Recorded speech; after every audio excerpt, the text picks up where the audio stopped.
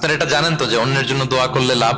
জানেন আপনি যদি এক ভাইয়ের জন্য দোয়া করেন যে আল্লাহ সে অসুস্থ, তুমি তাকে সুস্থ করে দাও, ফেরেশতারা বলতে থাকে আল্লাহ যিনি এই দোয়াটা করলেন তার কোনো অসুস্থতা থাকলে আগে তুমি তাকে সুস্থ করে দাও।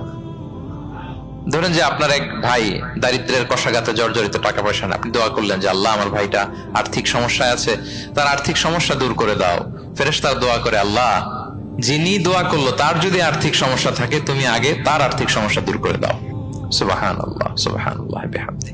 তো এক লোক এই হাদিসের ফজিলত শুনে ইফতারির পূর্ব মুহূর্তে, যেহেতু দোয়া কবুল হয়, তার ওয়াইফ ইফতারি তৈরি করতেছে, এই হাদিসের ফজিলত শুনে এক লোক তার বন্ধুর জন্য দোয়া করতেছে যে আল্লাহ আমার বন্ধুটার তো এখনো বিয়ে হয় নাই, তুমি সুন্দরী রূপবতী একটা স্ত্রীর ব্যবস্থা করে দাও আল্লাহ আমার বন্ধুর।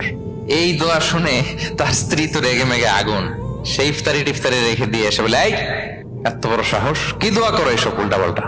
স্বামী বলে, কি দোয়া উল্টা পাল্টা, কি দোয়া করলাম? আমি তোমার বন্ধুর জন্য দোয়া করছি যে আল্লাহ তারে তুমি রূপবতী সুন্দরী স্ত্রীর ব্যবস্থা করে দাও। তো ওয়াইফ বলে, এই তুমি কি মনে করছো আমি হাদিসটা জানি না যে অন্যের জন্য ভালো কোনো দোয়া করলে আগে এটা নিজের জন্য কবুল হয়? সুবহানাল্লাহ। দেখেন ইসলামের বিধান কত সুন্দর। আপনি অন্যের কল্যাণ কামনা করলে এটা, এই কল্যাণ ফিরে আপনার দিকে আসে আগে। সুবহানাল্লাহ।